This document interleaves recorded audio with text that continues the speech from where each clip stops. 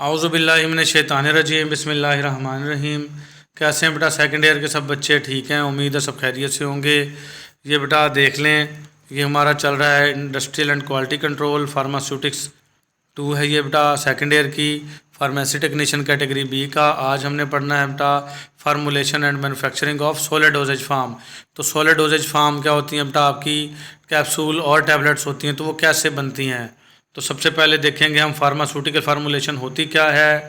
तो it is said by doctor Christian, ये doctor Christian ने कहा है दैट के without effective and stable formulation, एक असर रखने वाली और स्टेबल फार्मूलेशन बनाने के बगैर एन एपीआई इज़ वर्थलेस। जो एपीआई है active pharmaceutical ingredient is worthless, वो बेकार है। बहुत प्यारी बात की ये डॉक्टर क्रिश्चियन ने कहा है कि किसी भी इफ़ेक्टिव और स्टेबल फार्मूलेशन के बगैर जो आपका अद्वियाती जुज़ है एपीआई है वो बेकार है। एपीआई कहते हैं बेटा अद्वियाती जुज़ को। इसके 3-4 नाम हैं, मेडिकमेंट, मेडिसिनल एजेंट या एक्टिव एजेंट या एक्टिव फार्मास्यूटिकल इंग्रेडिएंट। तो वो जब तक आप स्टेबल फार्मूलेशन उसकी नहीं बनाएंगे, अच्छी दवा तैयार नहीं करेंगे, तो वो बेकार है। तो उसको बेटा एपीआई को अच्छा रखने के लिए आपको कोई ना कोई उसको दवा की शक्ल देनी पड़ेगी, या तो टैबलेट बनानी पड़ेंगी या कैप्सूल या इंजेक्शन बनाने पड़ेंगे। तो ये कहा किसने था बेटा? डॉक्टर क्रिश्चियन ने कहा था। तो pharmaceutical formulation is a process, pharmaceutical जो अद्वियात तैयार करने का तरीकाकार वो प्रोसेस है इन विच जिसमें different chemicals are combined with API. मुख्तलिफ़ किस्म के जो केमिकल हैं वो मिलाए जाते हैं एपीआई के साथ टू फॉर्म अ मेडिसन, और अद्वियात बनाई जाती हैं। तो ये बेटा फार्मास्यूटिकल फार्मूलेशन की तारीफ़ हो गई। ठीक है, formulation means preparation of a drug, और फार्मूलेशन का मतलब है किसी भी दवा को तैयार करना which is stable and acceptable to patient, जो कि ताकतवर हो। स्टेबल का मतलब अपना वजूद बरकरार रख सके, ताकतवर हो। एंड एक्सेप्टेबल टू पेशेंट, और मरीज़ के लिए काबिल कबूल हो। तो ये क्या कहलाएगी? फार्मूलेशन। ये देखिए बेटा, ये फार्मूलेशन की तारीफ़ है और ये फार्मास्यूटिकल फार्मूलेशन की तारीफ़ है। और ये एक कहावत है किसकी? डॉक्टर क्रिश्चियन की। ये तो तीनों ये आपने याद करनी है, अच्छी सी हैं ये, बिल्कुल और आसान है। फॉलोइंग आर ऑब्जेक्टिव्स, मंदरा झेल जो है मकासद हैं और फार्मूलेशन प्रोजेक्ट, जो आपने फार्मूला तैयार करना उसके। तो सबसे पहले क्या है? मैन्युफैक्चरिंग ऑफ मेडिसिन, अद्वियात तैयार करना। सबसे पहले तो ज़ाहिर बात हम दवा तैयार करेंगे। डिलीवर ड्रग टू पेशेंट, फिर दवा तैयार करने के बाद मरीज़ को देंगे। ये सादा से स्टेप हैं। इन रिक्वायर्ड अमाउंट, और एक रिक्वायर्ड अमाउंट में देंगे। ये ना हो भाई ठूस दें उसको, नहीं, जितनी उसको चाहिए रिक्वायर्ड अमाउंट उतनी ही देंगे, एंड रेट के साथ देंगे। तो ये आम सी चीज़ें, सबसे पहले दवा तैयार करेंगे, फिर मरीज़ को रिक्वायर्ड अमाउंट के मुताबिक दे देंगे टू अचीव थेराप्यूटिक इफ़ेक्ट, ताकि हम अच्छे से बेहतरीन जो इलाज के असरात हैं वो ले सकें। थेरापी क्या होता है? इलाज। ये इलाज के लिए 3-4 लफ्ज़ यूज़ होते हैं, क्योर इलाज, ट्रीटमेंट इलाज, थेरापी इलाज, फार्माकोलॉजी इलाज। तो ये सारे के सारे अचीव हासिल करने के लिए, ठीक है, सबसे पहले अद्वियात बनाएंगे, मरीज़ को देंगे ताकि उससे हमें अद्वियाती असरात हासिल हो सकें। To give better stability to drug, और अद्वियात को फिर हम बेहतर ताकत देंगे ताकि दवा जो बाकी बच गई है वो ख़राब ना हो। तो ये थे हमारे बेटा फार्मूलेशन के मकासद। फिर आ जाएगा formulation and manufacturing of solid dosage form. Solid dosage form की तैयारी कैसे होगी? Solid dosage form include tablets and capsule. सबसे पहले सोलिड डोजेज फार्म में टैबलेट आ जाएंगी और दूसरा क्या आ जाएंगे? कैप्सूल आ जाएंगे। तो advantages of solid dosage form, solid dosage form के फ़ायदे क्या होंगे? इजी टू मैन्युफैक्चर, तैयार करना आसान है इसका। Easy to use by patient, मरीज़ का इस्तेमाल करना आसान है। सेल्फ एडमिनिस्ट्रेड, खुद ब खुद ही ले लेगा मरीज़। मतलब क्या होगा बेटा? जो इंजेक्शन वगैरह है वो किसी एक्सपर्ट बंदे की मौजूदगी में ही लगाए जा सकते हैं। तो ये जो टैबलेट है और कैप्सूल हैं इनके लिए कोई एक्सपर्ट बंदे की ज़रूरत नहीं होती, खुद ही बंदा पानी से इनको खा लेता है घर में। तो इसको क्या कहेंगे? Self administered. फिर आ जाएगा एक्यूरेट डोज। एक्यूरेट डोज होती है इसमें जो टैबलेट या कैप्सूल 1 ग्राम का है, 500 मिलीग्राम का है, 250 मिलीग्राम का, तो उसमें एक्यूरेट डोज होगी। टैबलेट भी ऐसे ही हैं। और बेटर स्टेबिलिटी, और बेहतरीन स्टेबल होती हैं ये अद्वियात, बेहतरीन ताकतवर होती हैं। ठीक है, ये तो थी हमारी सोलिड डोजेज फार्म। तो फिर आ जाएगा बेटा इसके साथ साथ ही formulation and manufacturing of tablets. Tablets को कैसे आपने फार्मूलेशन करना है और तैयार करना है। Tablets are prepared by mixing of drug drug with excipients. तो टैबलेट्स जो हैं तैयार की जाएंगी, मिक्सिंग करेंगे दवा को, और दवा को किससे, एक्सिपिएंट्स के साथ मिलाएंगे। एक्सिपिएंट्स क्या होते हैं, ऐसे अज्जा जो अद्वियाती तो नहीं होते लेकिन वो दवा बनाने के लिए बहुत ज़्यादा ज़रूरी होते हैं, उनका कोई अद्वियाती असर नहीं होता लेकिन उसको प्रॉपर एक शक्ल देने के लिए, उसको ताकत देने के लिए वो ज़रूरी होते हैं। तो दवा को, ड्रग को किसके साथ मिलाएंगे, एक्सिपिएंट्स के साथ।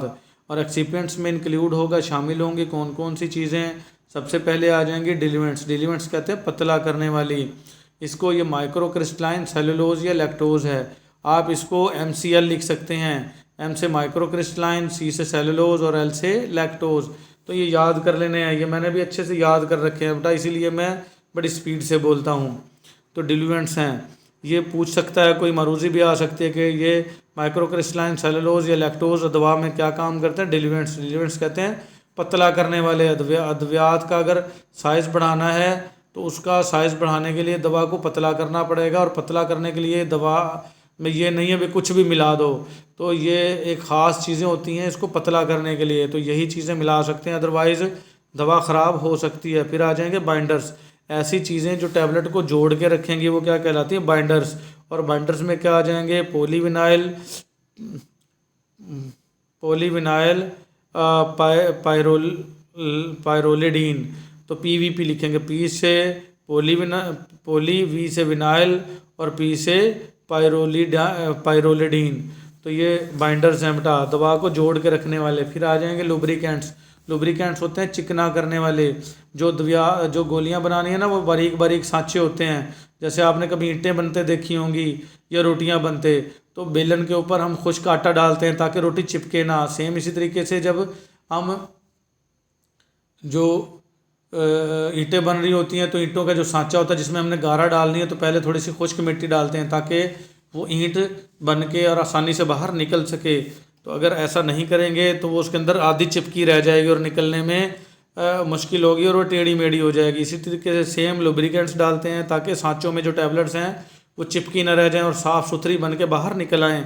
तो लुब्रिकेंट्स में कौन सा होगा, मैग्नीशियम स्टीरेट और टाल्क होगा। फिर आ जाएंगे बफर।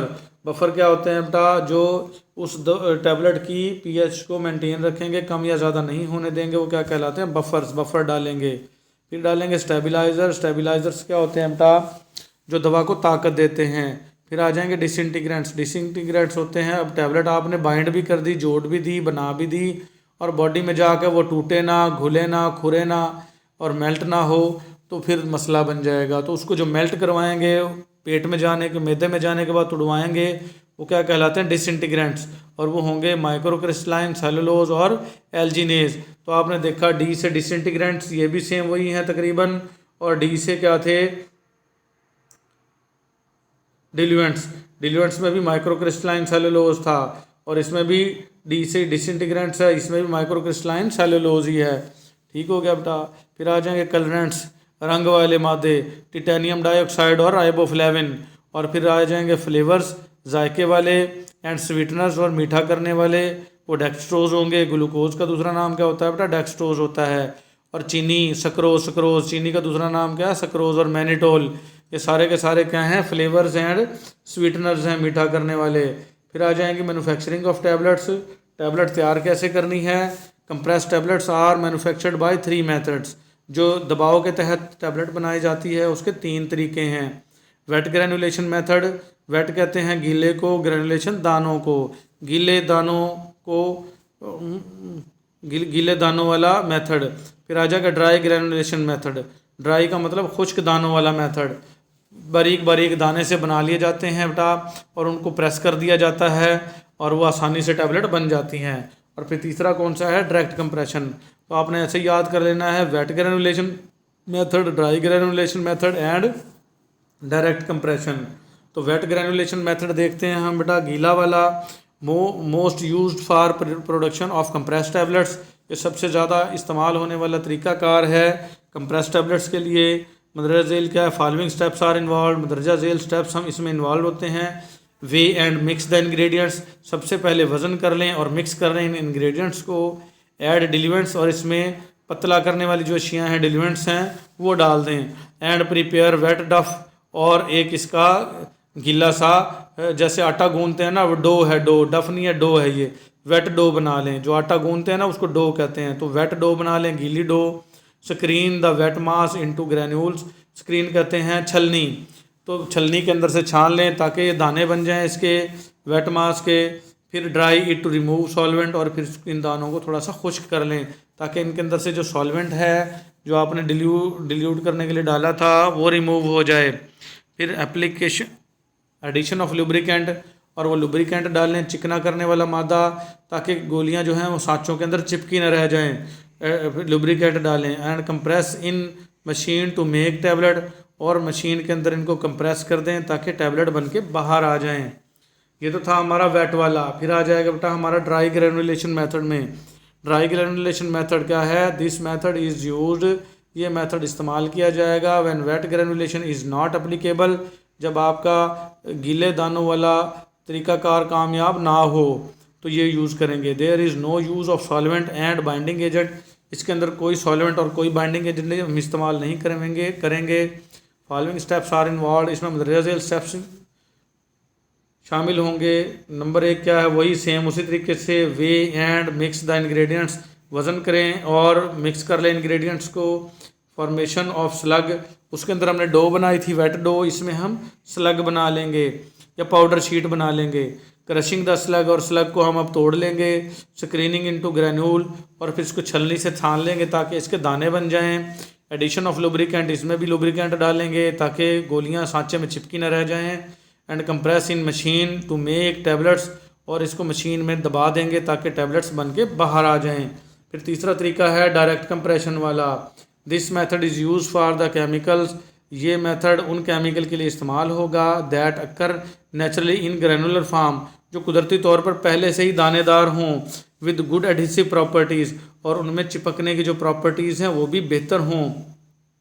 सो दे कंप्रेस डायरेक्टली, तो हम इनको डायरेक्टली ही कंप्रेस कर देंगे, दबा देंगे इनटू टैबलेट बना देंगे इसकी दबाव के तहत, विदाउट ग्रैनुल फॉर्मेशन, ग्रैनुल बनाने से पहले, क्योंकि उन दोनों में पहले हमें दाने बनाने पड़ते थे फिर टैबलेट बनानी पड़ती थी, तो ये पहले से ही दानेदार होगा और इसमें एडहेसिव प्रॉपर्टीज़ भी मौजूद होंगी। इसको डायरेक्ट ही कंप्रेस कर देंगे। मिसाल क्या है इसकी? एस्प्रिन, जो डिस्प्रिन की टैबलेट है उसमें एडहेसिव प्रॉपर्टीज़ भी होती हैं और वो पहले से ही दानों की फार्म में होती है। जैसे उसको कंप्रेस किया जाएगा और वो टैबलेट बन जाएगी, तो इस तरीके से बनने वाली टैबलेट क्या कहलाएगी? डायरेक्ट कंप्रेशन वाली। तो ये था हमारा बेटा टैबलेट किस तरह से बनती है। इंशाल्लाह उम्मीद है सब बच्चों को समझ में आया होगा। इससे अगले लेक्चर में हम पढ़ेंगे कि कैप्सूल कैसे बनता है, ऑफ कैप्सूल्स, कि कैप्सूल कैसे बनाए जाते हैं, कैसे तैयार किए जाते हैं। Capsules are unit solid dosage form, capsule जो है वो सिंगल ठोस डोजेज फॉर्म्स हैं। इन कैप्सूल में drug is enclosed in gelatin shell, द्रव्यात को हम जिलेटिन से बने हुए शेल में बंद करेंगे। आपने देखा होगा बेटा कैप्सूल के ऊपर जो शेल होता है वो जिलेटिन का बना होता है बेटा। Gelatin is soluble in the body, gelatin जो है बॉडी में जाके हल हो जाता है। Gelatin is obtained by hydrolysis of collagen, gelatin हमें हासिल होता है कोलेजन की हाइड्रोलाइसिस से।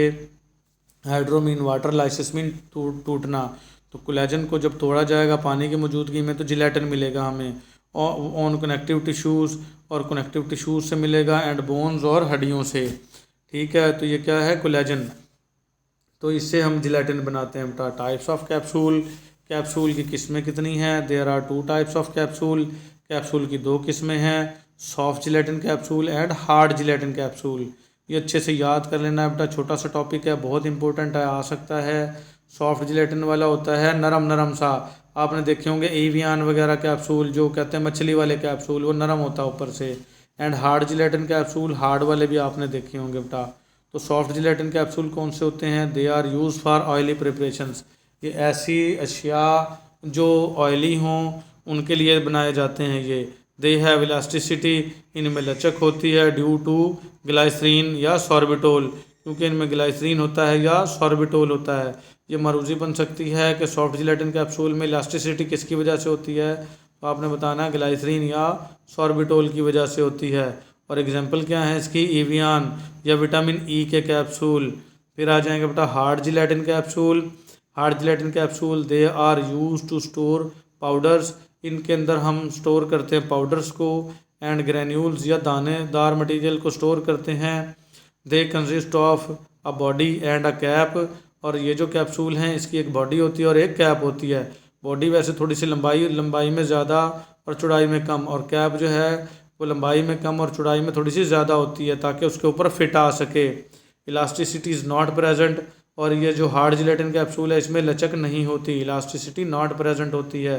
एग्जाम्पल क्या है बेटा, कैफ्लेक्स कैप्सूल या सिफेलेजीन, ये एंटीबायोटिक हैं, कैफ्लेक्स वगैरह, सिफेलेजीन वगैरह, ये कैप्सूल। और साइजेस ऑफ कैप्सूल ये बहुत इंपॉर्टेंट है बेटा, 8 साइज़ के कैप्सूल होते हैं।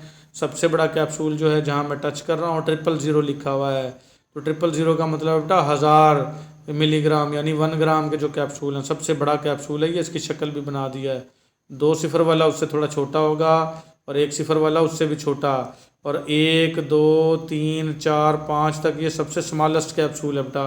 इनके साइजेस और इनकी जो डोजेस हैं वो आप नेट से चेक कर सकते हैं। सबसे बड़ा कैप्सूल 30 वाला कैप्सूल होगा, ठीक है। इसके 8 साइजेस हैं, या आपने याद कर लेने हैं।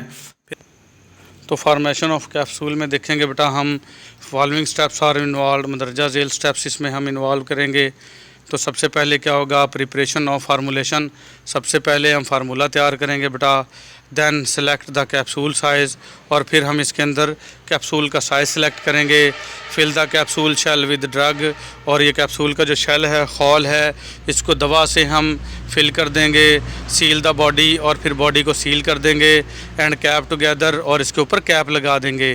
क्लीन द फिल्ड कैप्सूल, और फिर फिल जो कैप्सूल है, भरा हुआ कैप्सूल है, उसको हम क्लीन करेंगे। तो ये था हमारा बेटा कैप्सूल बनाने का तरीक़ाकार। ये इंशाल्लाह उम्मीद है आपको समझ में आया होगा। बहुत इंपॉर्टेंट है, अच्छे से याद करना है। 4 नंबर का आ सकता है या 5 नंबर का। मिलेंगे इंशाल्लाह अगले लेक्चर में। आज के लिए इतना ही। अल्लाह हाफिज़।